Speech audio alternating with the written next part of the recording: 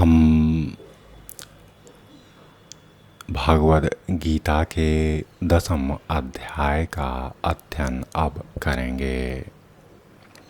यहाँ पर स्वयं भगवान अपने मुख से उनके ऐश्वर्य का वर्णन अर्जुन से करते। इस ऐश्वर्य को कहने का कारण यह नहीं कि भगवान मानव रूप में अर्जुन को श्रेष्ठता समझा रहे, अपितु भगवान अर्जुन को भगवान होने का महत्व बता रहे। और जब अर्जुन भगवान के इस विराट अस्तित्व को देख लेता तब वह सहज ही नतमस्तक होकर उनकी आज्ञा के पालन में रत हो जाता है। श्री भगवान अर्जुन को कहने लगे, भूय एव महाबाहो शृणु मे परमं वचः यत्ते अहं प्रीयमाणाय वक्ष्यामि हितकाम्यया। अर्थात हे महाबाहो अर्जुन, अब आगे सुनो। चूँकि तुम मेरे प्रिय सखा हो, अतः मैं तुम्हारे लाभ के लिए ऐसा ज्ञान प्रदान करूँगा जो अभी तक मेरे द्वारा बताए गए ज्ञान से श्रेष्ठ होगा।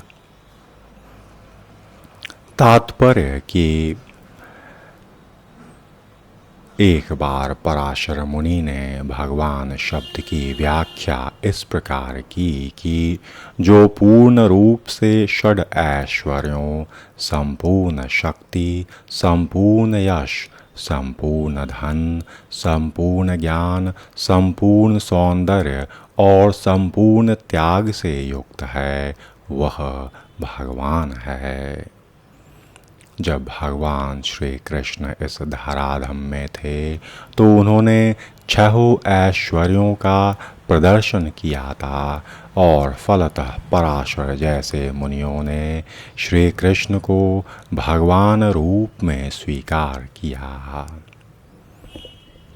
अब अर्जुन को श्री कृष्ण अपने ऐश्वर्यों तथा कार्य का और भी गूढ़ ज्ञान प्रदान कर रहे। इसके पूर्व अध्यायों से वे अपनी शक्तियों और उनके कार्य करने के विषयों को समझा चुके और अब वे अपने ऐश्वर्यों का वर्णन अर्जुन को करते।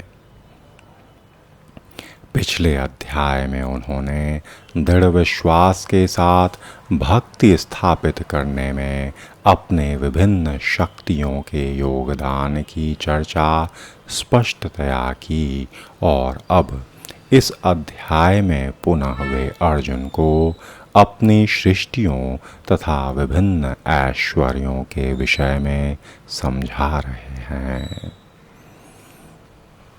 ज्यों-ज्यों भगवान के विषय में कोई सुनता त्यों तो वह भक्ति में रमता जाता। मनुष्य को चाहिए कि भक्तों की संगति में भगवान के विषय में सदा श्रवण करे, इससे उसकी भक्ति बढ़ेगी।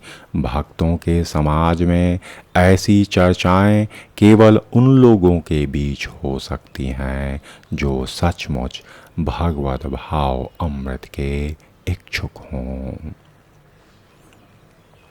ऐसी चर्चाओं में अन्य लोग भाग नहीं ले सकते और भगवान अर्जुन को स्पष्ट शब्दों में कहते हैं, चूँकि तुम मुझे अत्यंत प्रिय हो, अतः तुम्हारे लाभ के लिए ही मैं सभी बातें अब कह रहा। न मे विदु सुरगणा प्रभवं न महर्षयः अहमाद इर्हि देवानां महर्षिणां च सर्वशः।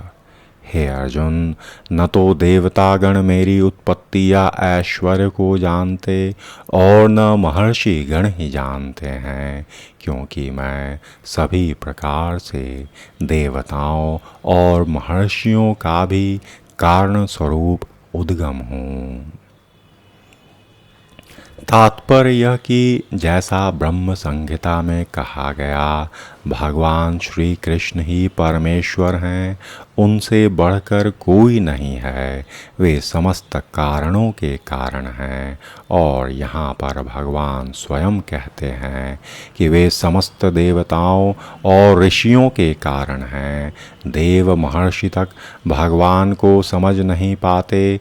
जब वे उनके नाम, उनके व्यक्तित्व को नहीं समझ पाते, तो इस क्षुद्र लोक के तथाकथित विद्वानों के विषय में क्या कहा जा सकता।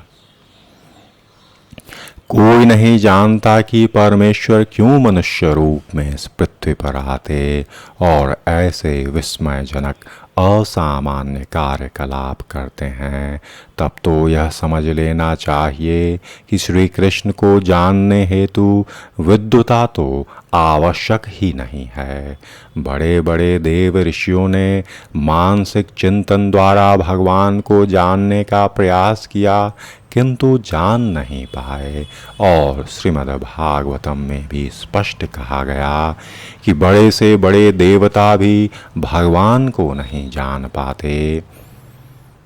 जहाँ तक उनकी अपूर्ण इंद्रियां पहुँच पाती हैं, वहीं तक वे सोच पाते और प्रकृति के तीनों गुणों द्वारा भगवान की अभिव्यक्ति को व्यक्त नहीं किया जा सकता।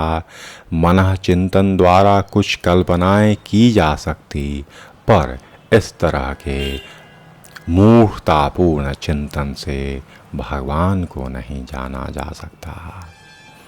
यहाँ पर भगवान अप्रत्यक्ष रूप में यह कहते कि यदि कोई परम सत्य को जानना चाहता है, तो लो, मैं भगवान के रूप में यहाँ हूँ, मैं परम भगवान हूँ। मनुष्य को चाहिए कि इस बात को समझे। यद्यपि अचिंत्य भगवान को साक्षात रूप में कोई नहीं जानता, तो भी वे विद्यमान रहते और वास्तव में हम सच्चिदानंद रूप भगवान को तभी समझ सकते जब गीता और भागवत में उनके वचनों को हम सुने, पढ़ें। जो भगवान की अपरा शक्ति में है, उन्हें ईश्वर की अनुभूति किसी शासन करने वाली शक्ति या निर्विशेष ब्रह्म रूप में होती, किंतु भगवान को जानने के लिए दिव्य स्थिति में होना परम आवश्यक है। चूँकि अधिकांश लोग भगवान को उनके वास्तविक रूप में नहीं समझते, अतः वे अपनी अहेतुकी कृपा से ऐसे चिंतकों पर दया दिखाने के लिए अवतरित होते और ये चिंतक भगवान के असामान्य कार्यकलापों के होते हुए भी भौतिक शक्ति माया से कल्मशग्रस्त होने के कारण निर्विशेष ब्रह्म को ही सर्वश्रेष्ठ मानते। केवल भक्तगण ही जो भगवान की शरण पूर्णतया ग्रहण कर चुके हैं, भगवद कृपा से समझ पाते कि भगवान श्री कृष्ण ही सर्वश्रेष्ठ हैं। भगवद भक्त निर्विशेष ब्रह्म की परवाह नहीं करते। वे अपनी श्रद्धा और भक्ति के कारण परमेश्वर की शरण ग्रहण करते और श्री कृष्ण की अहेतुकी कृपा से ही उन्हें समझ पाते। अन्य कोई उन्हें नहीं समझ पाता। अतः बड़े से बड़े ऋषि भी स्वीकार करते हैं कि आत्मा या परमात्मा तो वह है जिसकी हम पूजा करते हैं।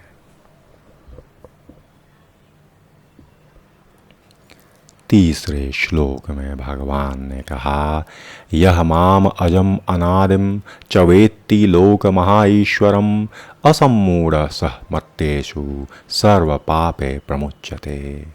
कि जो मुझे अजन्मा अनादि समस्त लोकों के स्वामी के रूप में जानता, मनुष्यों में केवल वही मोह रहित और समस्त पापों से मुक्त होता। तात्पर्य यह कि जैसा 7वें अध्याय में कहा गया, मनुष्याणाम सहस्रेषु कश्चिद्यति सिद्धये, जो लोग आत्म साक्षात्कार के पद तक उठने को प्रयत्नशील होते, वे सामान्य व्यक्ति नहीं, वे उन करोड़ों सामान्य व्यक्तियों से श्रेष्ठ हैं जिन्हें आत्म साक्षात्कार का ज्ञान नहीं होता, किंतु जो वास्तव में अपनी आध्यात्मिक स्थिति को समझने के लिए प्रयत्नशील होते, उनमें से श्रेष्ठ वही हैं जो यह जान लेता कि भगवान श्री कृष्ण ही भगवान हैं और प्रत्येक वस्तु के स्वामी हैं, अजन्मा हैं और वही सबसे अधिक सफल आध्यात्म ज्ञानी हैं। और जब वह श्री कृष्ण की परम स्थिति को पूरी तरह समझ लेता, उसी दशा में वह समस्त पाप कर्मों से मुक्त हो पाता।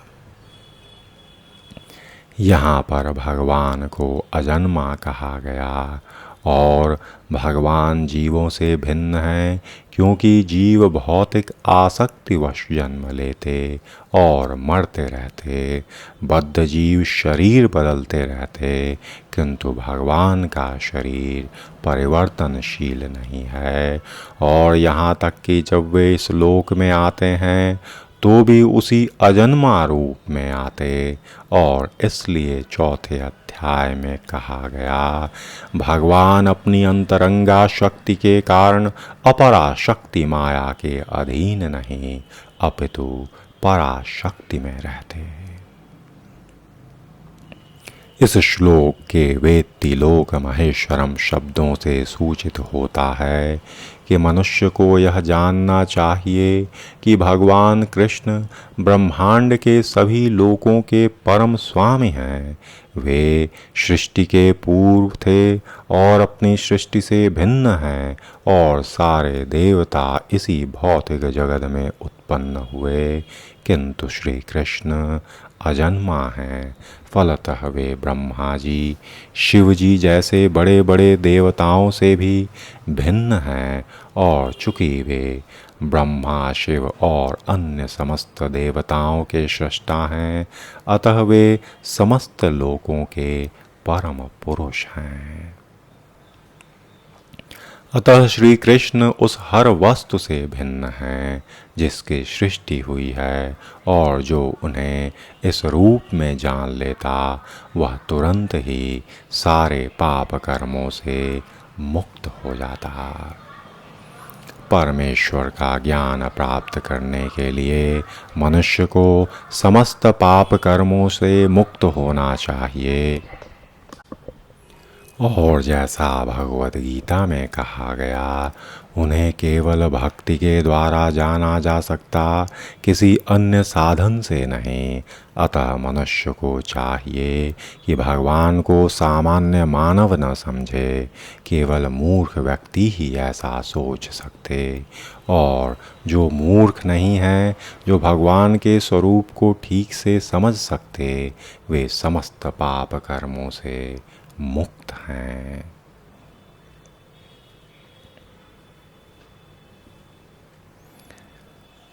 यदि भगवान देवकी पुत्र के रूप में विख्यात हैं, तो फिर अजन्मा कैसे हो सकते, यह प्रश्न आता। इसकी व्याख्या श्रीमद् भागवतम में भी की गई कि जब वे भगवान देवकी और वसुदेव के समक्ष पुत्र रूप में जन्म लिए, तो वे सामान्य शिशु की तरह नहीं जन्मे, वे अपने आदि रूप में प्रकट हुए और फिर एक सामान्य शिशु में परिणत हो गए। भगवान श्री कृष्ण की अध्यक्षता में जो भी कर्म किया जाता, वह दिव्य है, वह शुभ अशुभ फलों से दूषित नहीं, और इस जगत में शुभ अशुभ वस्तुओं का बोध बहुत कुछ मनोधर्म है, क्योंकि इस भौतिक जगत में कुछ भी शुभ नहीं, प्रत्येक वस्तु अशुभ है, क्योंकि प्रकृति स्वयं ही अशुभ है। अतः यदि हम तनिक भी चाहते कि हमारे कर्म शुभ हों, तो हमें परमेश्वर की आज्ञा से कर्म करना होगा। और ऐसी आज्ञा श्रीमद् भागवत, भगवद गीता जैसे शास्त्रों से या प्रामाणिक गुरु से जान सकते। चूँकि गुरु भगवान के प्रतिनिधि हैं, अतः उनकी आज्ञा प्रत्यक्षतः परमेश्वर की आज्ञा है। गुरु, साधु, शास्त्र एक ही प्रकार से आज्ञा देते। इन तीनों स्रोतों में कोई विरोध नहीं होता और इस प्रकार से किए गए सारे कार्य इस जगत के शुभ अशुभ कर्म फलों से मुक्त होते और कर्म संपन्न करते हुए भक्त की दिव्य मनोवृत्ति वैराग्य की होती, जिसे संन्यास भी कहते।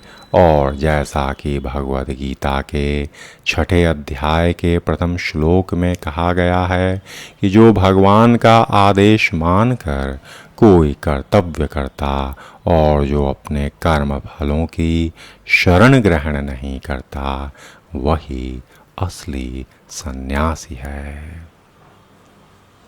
और जो भगवान के निर्देश अनुसार कर्म करता, वास्तव में सन्यासी योगी वही है। केवल सन्यासी छद्म योगी के वेश में रहने वाला व्यक्ति मात्र ही ऐसा नहीं। अब इस स्थान पर एक विराम।